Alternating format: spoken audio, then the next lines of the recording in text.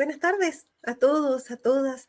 Gracias por acompañarnos nuevamente por Soy TV, Soy Valdivia, nuestro diario austral de la región de Los Ríos. Más de 300 niños y niñas nacen en Chile cada año con fisura labial palatina. Sus tratamientos son difíciles, muy largos, requieren de mucho esfuerzo, de equipos médicos que los acompañen. Para hablar sobre este tema y sobre las posibilidades de sanación que todos ellos tienen, estamos con la doctora Carmen Gloria Morovich. Buenas tardes, doctora, ¿cómo está? Hola, ¿qué tal, Verónica? ¿Cómo estás? Buenas tardes, usted es cirujana plástica y pediátrica y hablábamos de la Fundación Gantz, que está bien relacionada con nuestra región, y también del Hospital Clínico Calvo Maquena, ¿cierto? Exactamente, sí. Muy bien. Doctora, ¿qué es la fisura labiopalatina? ¿De qué hablamos cuando hablamos de este problema de salud de los niños y niñas? Bueno, mira, esta es una anomalía congénita que se manifiesta como la falta de fusión del labio superior y también puede acompañarse de una falta de fusión del paladar. Por lo tanto, cuando nace el niño va a nacer con un labio que está abierto y una nariz que está deformada acorde a la anomalía y también puede tener el paladar abierto. Evidentemente es una anomalía muy evidente al nacer y que afortunadamente hoy por hoy más o menos el 80% de los niños que nacen ya tenemos el diagnóstico prenatal, lo que hace o da un periodo de tiempo para que los padres tengan oportunidad de prepararse, saber de qué se trata, y no como antes, en que no existía como la rutina del ginecólogo de ver bien la cara del bebé intrauterino, y por lo tanto cuando el bebé nacía era una tremenda sorpresa, muy, muy impactante para la mamá, para la familia. Así que yo creo que es una tremenda oportunidad para poder preparar a esos padres, a esa familia, a lo que viene, digamos, y al tratamiento que van a tener que hacer. Exacto. ¿En qué momento de la gestación se detecta que los niños tienen el paladar fisurado? Mira, más o menos entre el primer y segundo trimestre, o sea, estamos hablando de las 15, 18 semanas, ya podría, si el obstetra que está haciendo la ecografía se fija bien en lo que es la carita del bebé o lo puede ver, se puede hacer el diagnóstico. Lo que pasa es que muchas veces, ¿no es cierto?, los bebés están como un poco tapados y las mamás dicen, uy, no le pudimos ver la carita, ¿ya?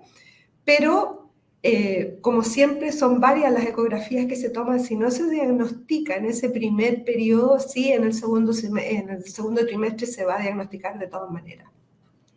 Esta fisura, ¿qué provoca para la vida posterior? Una vez que nacen los bebés, ¿tienen problemas para respirar, problemas auditivos? ¿Qué tipo de consecuencias tiene esta fisura? ¿O es algo Bueno, solamente estético? evidentemente que el tema estético es como muy evidente, muy importante. Hoy por hoy que somos puro visual, es una cosa muy importante. Pero también hay todo un tema en dificultad para alimentarse, en este niño que recién nace, que obviamente no puede tomar pecho materno, sino que tiene que alimentarse con mamadera, a veces con mamaderas especiales. Si yo no le corrijo su fisura del paladar, probablemente va a tener problemas muy importantes para hablar, va a ser un niño que habla con mucha emisión nasal, como se le dice, un niño gangoso, que tiene dificultades para darse a entender. Y evidentemente que todo eso produce un trastorno funcional, anatómico funcional, que no es menor, ¿ya? Y por lo tanto es tremendamente importante considerar toda esta, digamos, este compromiso no solo funcional, sino que también anatómico, ¿ya? ¿Los niños y niñas a qué edad pueden empezar a tratarse Mira, la de... recomendación es que apenas nazca el bebé, por eso te decía que hoy por hoy nos ayuda mucho el diagnóstico prenatal, porque los padres tienen oportunidad de consultar, muchas veces ya, dice, voy a nacer en tal hospital, me corresponde tal otro hospital como centro de derivación de la fisura, y nosotros por lo menos recibimos, tanto en la fundación como en el Hospital Calvo Maquena, pacientes que tienen en gestación su bebé. Entonces, no, digamos, se entrevistan con el equipo, les damos información con respecto a la patología y sobre todo con respecto a disminuir un poco la ansiedad, cómo voy a alimentar a mi bebé, ¿ya? Entonces, muchas veces uno les da educación a los padres, qué pueden hacer por mientras para aprender, por ejemplo, a usar sacaleche, porque siempre nos va a interesar mucho que la alimentación sea leche materna, por lo tanto voy a enseñarle a la mamá cómo va a poder hacer prosperar su lactancia, su leche materna, digamos, para que lo que reciba ese bebé sea solamente leche de ella, ¿ya? Y, por supuesto, también educar, porque hoy por hoy que hay tanto acceso a la información por Internet, los papás corren a la Internet a ver qué es fisura labial y no discriminan. Entonces, muchas veces están muy acongojados porque ven cosas que en realidad no corresponden exactamente a lo que va a tener su hijo. Y yo te digo, mi experiencia personal es que generalmente cuando nace el bebé, los padres dicen, ay, qué bueno que no era tanto. ¿Ya? O sea, generalmente las expectativas de los padres son mucho peores a lo que realmente es. Y eso, Y evidentemente, que es bueno. exactamente, la tranquilidad de criar con más cuidado, ¿cierto? Pero no con tanta angustia, me imagino que Exacto. Mira, acompañe. una parte importante de la ansiedad es no tener la información. Entonces, Exacto. a mí me nace un bebé con una fisura y ¿a dónde voy a ir? ¿Y quién lo va a ver? Y este niño tendrá problemas, digamos, mentales, va a tener esto, va a tener cardiopatía. Hay un montón de inquietudes que tú las puedes tener resueltas de antes. ¿Ya? Exactamente. Entonces eso te va a bajar mucho la ansiedad. El papá sabe cuando nace el bebé que ese bebé tiene que ir a consultar ojalá antes de la semana de vida. Porque si es, digamos, candidato a hacer una ortopedia prequirúrgica, ojalá que esa placa la tenga puesta antes de los 15 días de vida en la boca. Exacto. ¿Qué es eso? Vamos a detenernos de a poquito en el tratamiento y vamos a llevar a una campaña que ustedes están impulsando, ¿cierto? Para llegar a más pacientes. ¿Qué es esta placa que usted señalaba recién, prequirúrgica? Mira, como habíamos conversado previamente, esta anomalía no solamente es una anomalía de los tejidos blandos, del labio, de la piel, de los músculos, también es una anomalía de los huesos de la cara. Y todos nos podemos imaginar que los huesitos de la cara en un bebé recién nacido es un hueso moldeable, es un hueso blando. Entonces, si yo aplico fuerzas que van a ir orientando o moviendo esa fisura a que sea de menor envergadura, evidentemente que eso a mí como cirujano me va a ayudar muchísimo. Pero ¿cuándo va a ayudar eso? Mientras más pronto lo ponga, porque ese bebé va a ser más va a ser más fácil movilizar estos segmentos óseos. No me sirve ponerle la placa cuando ya tiene 6 meses, cuando ya están los huesitos como más duros. Me sirve ojalá ponerlo antes de los 15 días de vida, porque va a poder moldearse mucho más rápido. Y por lo tanto, cuando yo quiero operarlo alrededor de los 3, 4 meses, ya eso va a estar corregido. Entonces Tan no es lo pequeño. mismo operar a un niño con una fisura que tiene 1 centímetro de amplitud a que esté eso en contacto. Exacto. Tan pequeña una primera operación a los 3, 4 meses de vida. Sí, absolutamente. Y ojalá a esos 3 meses, 3, 4 meses de vida el niño ya haya mejorado con la ortopedia, tenga un buen estado nutritivo, lo que significa que se ha alimentado bien, que no ha tenido enfermedades intercurrentes, ojalá que no se haya resfriado, que no haya tenido bronconeumonía, de tal manera para que esté con un mejor peso, porque evidentemente la nutrición para nosotros es muy importante para la cicatrización de la cirugía. Exactamente. Señalábamos al principio que más de 300 niños y niñas nacen con fisura labio-palatina en nuestro país. ¿Esa cifra es alta, baja en comparación al resto de Latinoamérica, en comparación a otros países? Mira, en general hay diferencias étnicas. Por ejemplo, todo lo que es las razas más asiáticas tienen una incidencia bastante mayor que la que tenemos nosotros. Y las razas negras tienen menos incidencia que la que tenemos nosotros. Como en nuestro país existen etnias como mapuche, aymaras, que tienen cierta como influencia asiática, justamente en esos sectores tenemos una mayor incidencia, ¿ya? Ahora, si agregamos, ¿no es cierto?, que en Chile cada vez están naciendo menos niños, evidentemente que estamos teniendo menos casos también, ¿ya?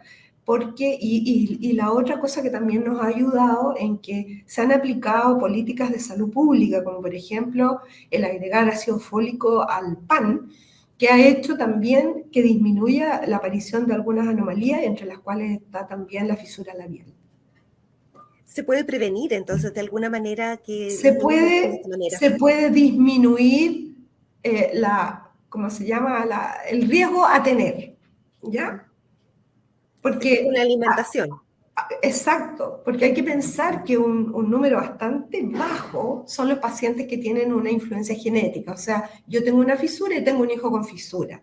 Más o menos el 70% de nuestros pacientes no tienen antecedentes familiares de fisura. Y han sido influencias ambientales muchas veces. En un individuo que tiene cierta predisposición, por ejemplo, que está bajo en ácido fólico o que ha tenido contacto con radiación o que ha estado tomando algún medicamento que puede tener más riesgo, evidentemente que ese niño tiene más riesgo que nazca con una fisura. Hay elementos entonces ambientales, además de Exacto, esta predisposición exacto, genética. exacto. Doctora, cuando una mamá se da cuenta que va a tener un niño que tiene el labio fisurado, ¿dónde puede ir en Chile? ¿A dónde puede acudir en cualquier lugar de nuestro país? Mira, en nuestro país, nosotros afortunadamente hace ya varios años, esta patología está incluida dentro de la patología GES, lo que nos da una oportunidad en la atención y además un compromiso en las prestaciones que se dan. Por lo tanto, ese niño, si va a la red de salud pública, la red lo va a derivar a donde corresponda. Existen en Chile como 6 centros en hospitales, digamos, cabeza de región y 3 en Santiago, que son seleccionados para atender a estos pacientes, ya que cuentan con todos los profesionales que necesitamos para darle un tratamiento multidisciplinario a estos niños. Recuerda, perdón que la interrumpa, ¿recuerda usted en qué ciudades está? Nosotros estamos con nuestra Bueno, audiencia de Chile. ustedes que están en Valdivia se refieren a Temuco, ¿ya? Perfecto. Temuco es un centro de derivación. Ahora, ¿por qué se eligieron, digamos, algunos hospitales y otros no? Primero porque necesitan una infraestructura, necesitan que estén todos los profesionales, necesitan que esos profesionales tengan cierta expertise en el tratamiento y necesitamos un N. Por ejemplo, en Punta Arenas no podemos tener un centro porque nacen 2 niños con fisura al año. Entonces no es posible tener un equipo que tenga buena experiencia y todo si tenemos tan pocos casos. Entonces, evidentemente, la distribución de los centros de atención se ha hecho en relación al número de casos que nacen, a la infraestructura del hospital y a la existencia de los profesionales que sean capaces de resolver la patología en forma apropiada.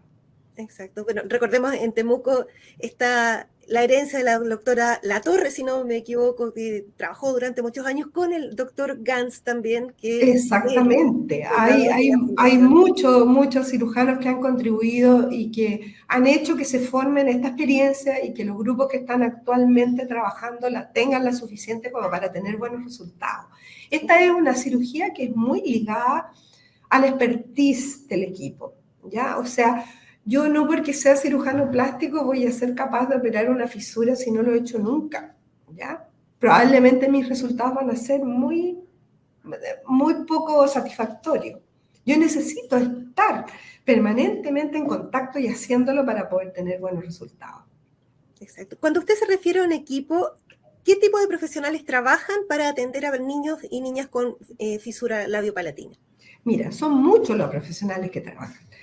Partamos, por ejemplo, de la consulta prenatal. En la consulta prenatal vamos a tener a la psicóloga, ¿no es cierto?, que nos va a ayudar a manejar el duelo. Cuando tú tienes un niño que no cumple con las expectativas que tiene esa familia, evidentemente hay un duelo, ¿ya? Uno generalmente dice, ay, quiero que sea mujer, que sea hombre, pero nunca dice, ay, no quiero que tenga fisura, ¿ya? Entonces, si a mí me diagnostican una fisura, yo tengo un duelo. Por lo tanto, generalmente, los que manejan en periodo, digamos, prenatal, va a ser la psicóloga, va a ser la enfermera que va a estar atenta, mira mamá, vas a tener este sacaleche, vas a ocupar esta mamadera, va a estar la fonoaudióloga que le va a dar eso, y va a estar el cirujano, ¿no es cierto?, que le va a dar la información con respecto a lo que va a pasar cuando nazca. Pero apenas nace el bebé, está el dentista, el dentista, odontopediatra o ortodoncista es el que va a hacer la placa de ortopedia prequirúrgica. Por lo tanto, voy a verlo yo como cirujano y le voy a decir, vaya al dentista. Y el dentista le va a hacer la placa y lo va a empezar a controlar toda la semana, modificando esta plaquita hasta lograr el objetivo. Entonces, ya te he nombrado enfermera, psicóloga, fonoaudióloga, ortodoncista, odontopediatra, cirujano plástico,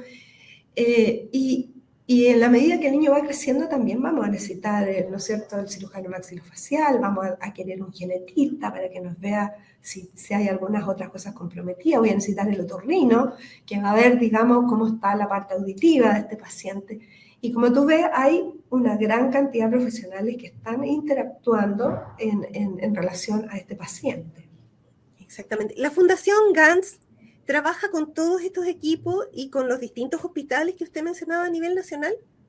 Claro, lo que pasa es que la Fundación GANS obviamente tiene todo el equipo y tiene todos los profesionales, pero ella se preocupa de aquellos pacientes que no están en la red, ¿ya? Hay algunas regiones que no están en la red de estos centros que están en Santiago, que son el Ezequiel González Cortés, el Roberto del Río y el Calvo Maquena. Entonces, la Fundación GANS se preocupa de esos pacientes y también de los pacientes que son ISAPRE, ¿ya? Entonces, con eso nosotros nos aseguramos que los pacientes son atendidos por un equipo de profesionales, digamos, y que tiene experiencia en el tema. Exacto. Doctora, usted está ahora liderando también una campaña a nivel nacional que se llama Sonrisas que cambian vidas, ¿cierto? De la Fundación Smile Train. ¿De qué se trata? ¿De qué se trata esta campaña? ¿Y de qué manera esta para ella? es una campaña muy interesante porque nosotros siempre le damos como mucha cobertura a todo lo que es el paciente recién nacido y todo, que yo creo que eso lo estamos logrando bastante bien. Pero hay un montón de pacientes que quedaron rezagados, pacientes que como que no encajan en este protocolo de enfermedad GES que en general cubre a los pacientes hasta los 15 años. Y son pacientes que, por ejemplo, fueron atendidos en el extrasistema o por algún otro motivo no siguieron como el protocolo propiamente tal. Entonces, o en campañas antiguas, doctora. Recordemos que Rotary hizo muchas campañas. Exactamente, o en campaña y que en el fondo no pertenecen a ninguna estructura. Entonces nosotros estamos llamando a todos esos pacientes, también pacientes adultos, que se contacten hay una página web que es www.smiletrainla.org.sonrisa, y entonces ahí hay un formulario que ellos lo llenan y con eso pueden informarse y optar a que nosotros los podamos tratar, aunque ya no pertenezcan a ningún tipo de red, digamos, ¿ya? No queremos que hayan pacientes en Chile que estén todavía con tratamientos inconclusos o que estén disconformes con el resultado que tienen.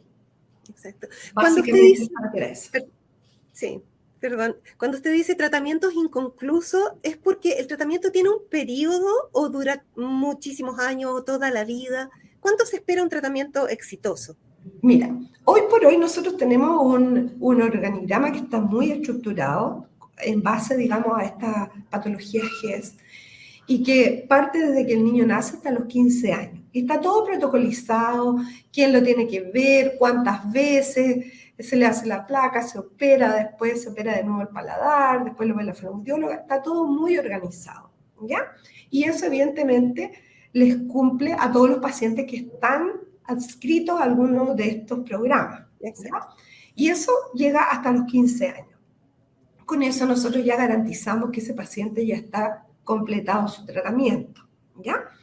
Pero existen pacientes que, por ejemplo, comentábamos antes de cámara, ¿no es cierto?, que Valdivia era uno de los países de las ciudades a donde iban estos grupos de Rotaplas, que eran grupos que venían de Estados Unidos y juntaban niños que tenían fisura, los operaban y después se iban. Ahí no había ninguna protocolización, no había programación, no había control postoperatorio. Entonces esos pacientes como que quedaban un poquito en el aire. Y eso evidentemente va en contra de tener un buen resultado. Justamente el hecho de protocolizar todo y de ir controlando al paciente es asegurar que vamos a tener un buen resultado. Entonces, esos pacientes, muchos de ellos quedaron así como se les hizo una parte y después no siguió su tratamiento y por lo tanto son pacientes inconclusos. Nosotros de repente hemos encontrado pacientes, no sé, de 50 años, 60 años que todavía tienen su paladar abierto. Entonces, ¿Y pueden claro, operarse a esa edad? ¿Todavía se sí, puede operar? todavía se puede operar, exactamente. Obviamente que uno dice, yo no te voy a poder evitar los 50 años de mal rato que has pasado y de dificultades, pero por lo menos que la segunda mitad de la vivas más dignamente, más confortablemente, ¿ya? Se puede Me decir. tocó a mí operar justamente en Puerto Montt hace algunos años un paciente que tenía 80 años y que tenía su labio abierto. Y este señor me dijo, sí, me dijo, yo me quiero operar porque quiero estar en la urna con mi labio completo. Imagínate tú la expectativa del pobre caballero que en realidad lo pasó mal toda la vida, ¿ya? Entonces yo creo que nunca es tarde para poder hacer un tratamiento, sobre todo ahora, además que tenemos unos pronósticos de vida que son bastante más largos de lo que era antes, ¿ya? Exacto. Las personas que se contacten con la organización y que digan, yo quiero completar mi tratamiento o quiero llevar a mi hijo, a mi hija para que lo complete, ¿qué costo tiene para ellos? ¿Cómo es lo operativo para que puedan conseguir este beneficio que ustedes están señalando? Bueno, primero es contactarse, ¿ya? Una vez que se contactan y se diagnostica, digamos, cuáles son las cosas que hay que hacer, evidentemente, hay pacientes que asistido por un asistente social que obviamente garantice la situación económica en la que se encuentra, pueden tener una gratuidad completa, ¿ya? Pero aquellos pacientes obviamente que tienen algún tipo de seguro de salud o algo así, se verá por esa parte. Pero lo primero es el contacto, hacer el diagnóstico, ver qué es lo que se le puede ofrecer, qué es lo que el paciente quiere, y ahí ver, digamos, la manera de cómo resolver el problema. Evidentemente que estas organizaciones tienen digamos, también fondos como para poder cubrir a aquellos pacientes que no cuentan con recursos para poder hacerse el tratamiento. Exactamente. Es una organización internacional, ¿cierto? Sí, Smile tiene una ONG internacional que nos han, digamos, a nosotros elegidos como socios y que tiene la gran virtud de que ellos potencian los equipos locales. No es como las otras organizaciones que ya nos formamos un grupo de amigos, vamos al día, operamos, comemos asadito y nos vamos. Ya, no.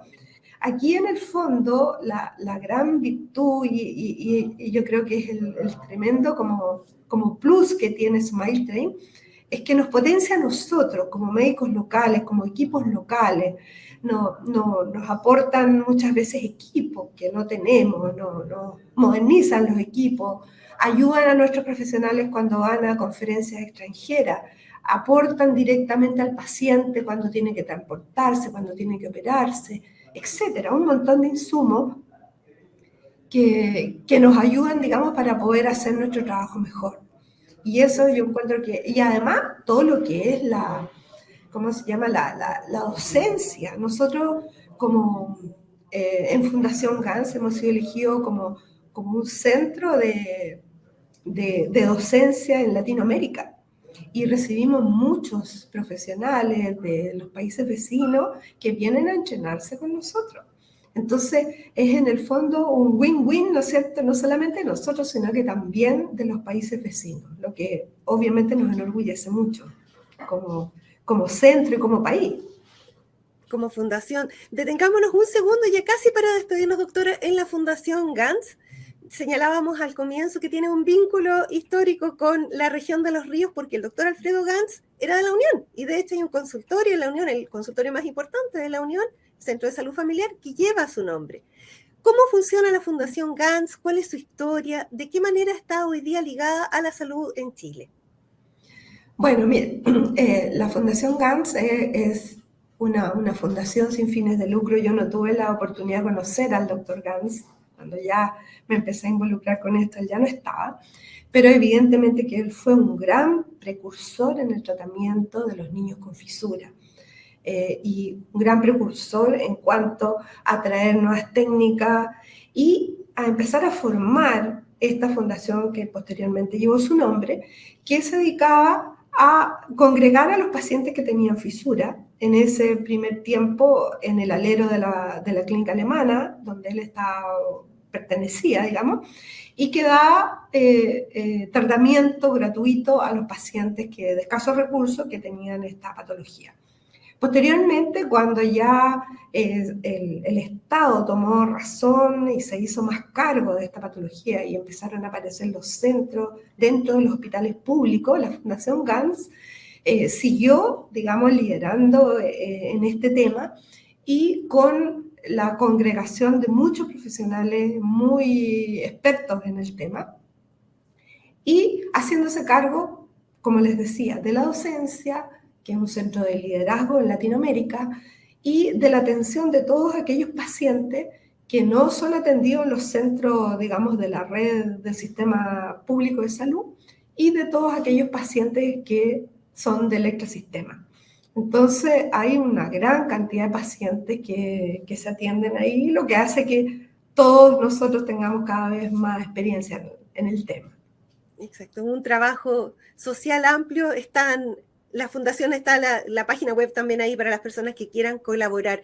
Despidámonos, doctora, repitiendo la dirección de la página en la cual las personas se pueden contactar para sumarse a esta campaña. Exacto, la página web es www.smiletrain.la.org/sonrisas. En todo caso, si entran a la página web, ahí van a poder observar dónde hay que entrar para poder consultar. No tengan temor en preguntar y ver si el caso de ustedes, digamos, es posible resolverlo o en qué condiciones están. Exacto. Sin límite de edad, como usted señalaba. Sin límite de edad, que es lo más interesante. Como te digo, hoy por hoy los pacientes recién nacidos están prácticamente todos ya saben lo que tienen que hacer, dónde dirigirse, etcétera. Pero los mayores ahí necesitan orientación, como usted decía, mejorar la calidad de vida. Le agradecemos muchísimo este contacto.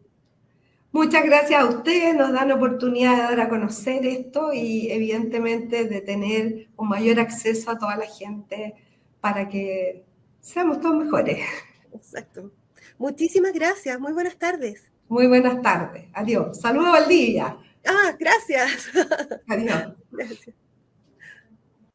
Hablábamos con la doctora Carmen Gloria Morovich, cirujano plástico de la Fundación Ganz del Hospital Calvo Maquena, especialista en labio fisurado, niños con labio fisurado, y ella estaba invitando a las personas que tengan esta patología, no importa la edad, a que ingresen a la página web que ella señalaba recién y se sumen a una nueva campaña, Mejores Sonrisas, de la Fundación Smile Train. Muchísimas gracias por acompañarnos. Ahí está precisamente la dirección. Muchísimas gracias por acompañarnos y por estar esta tarde con Soy TV, Soy Valdivia, en nuestro diario austral de la región de Los Ríos. Buenas tardes.